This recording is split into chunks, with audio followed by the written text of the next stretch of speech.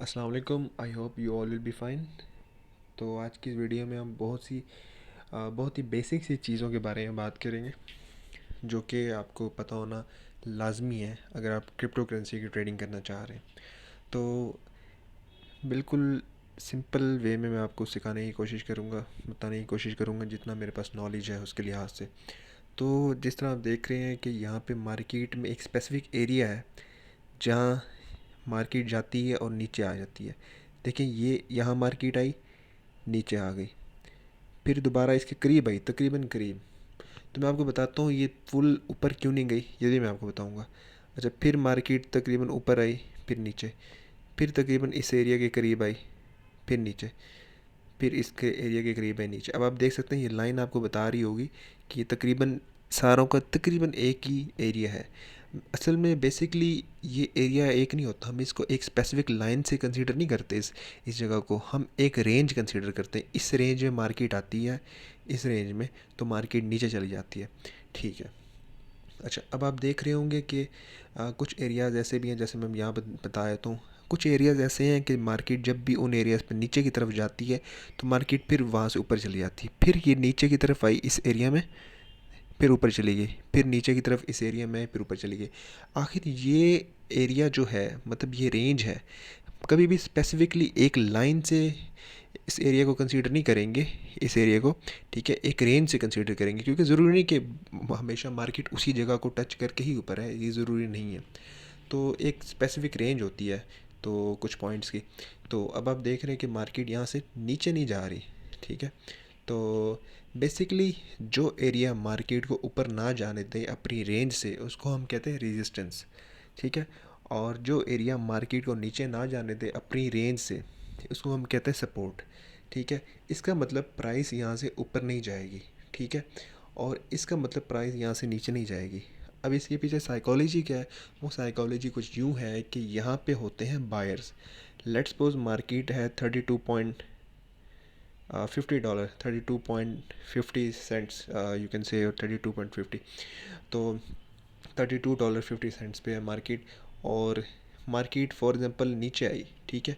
तो मार्केट जैसे ही 32.14 की रेंज में आई, तो लोग कुछ ऐसे हैं, उन्होंने देखा कि जब लास्ट टाइम मार्केट इस रेंज में आई थी तो मार्केट यहाँ से ऊपर गई थी। ठीक है।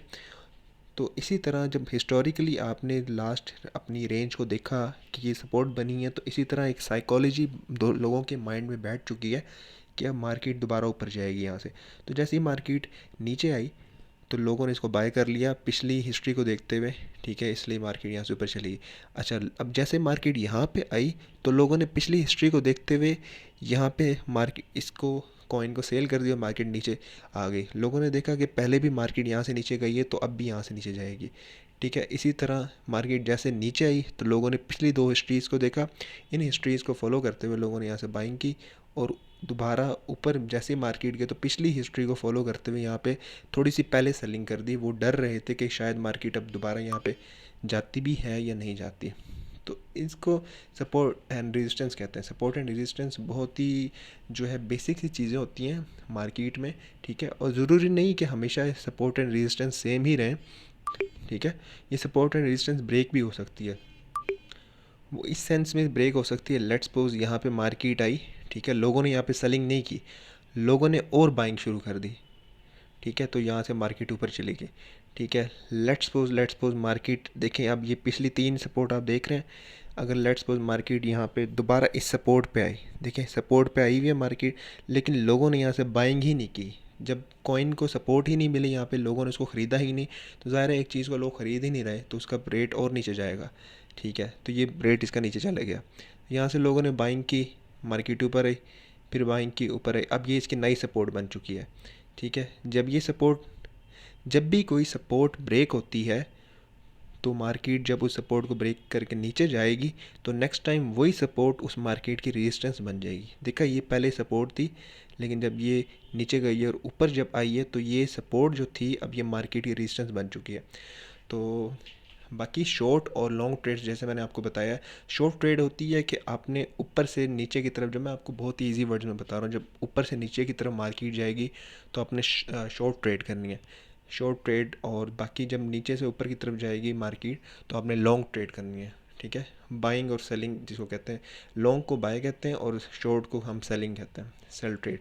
तो ये फ्यूचर ट्रेडिंग होती है, इसकी कुछ टर्म्स होती हैं, मैं आगे जाके आपको बताऊंगा इनके बारे में। तो हमेशा आपने सपोर्ट के ऊपर लॉन्ग लेना है, लॉन्ग की ट्रेड लेनी है, और रेजिस्टेंस के ऊपर, ये जो रेजिस्टेंस है इसके ऊपर आपने शॉर्ट की ट्रेड लेनी है, ठीक है। और मैं आपको ये भी बताऊंगा कि किस तरह आपने रेजिस्टेंस और जो है इस सपोर्ट के ऊपर शॉर्ट और लॉन्ग की ट्रेड लेनी है। अगर इतना ही आसान होता तो हर कोई यहाँ पे सपोर्ट और रेजिस्टेंस पे अर्निंग ना कर रहा होता।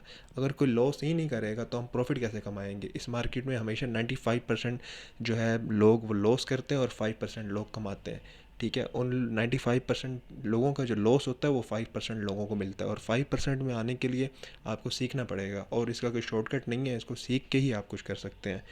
आई होप कि आपको ये वीडियो अच्छी लगी होगी और ये आपके लिए हेल्पफुल साबित हुई होगी और आपको समझ आई होगी अच्छे तरीके से। अगर आप इसी तरह मज़ीद सीखना चाहते हैं तो इस चैनल को ज़रूर सब्सक्राइब कीजिएगा, ठीक है, और बेल आइकन पर क्लिक कीजिएगा ताकि आपको बाकी आने वाली वीडियोज़ का भी नोटिफिकेशन मिलता रहे।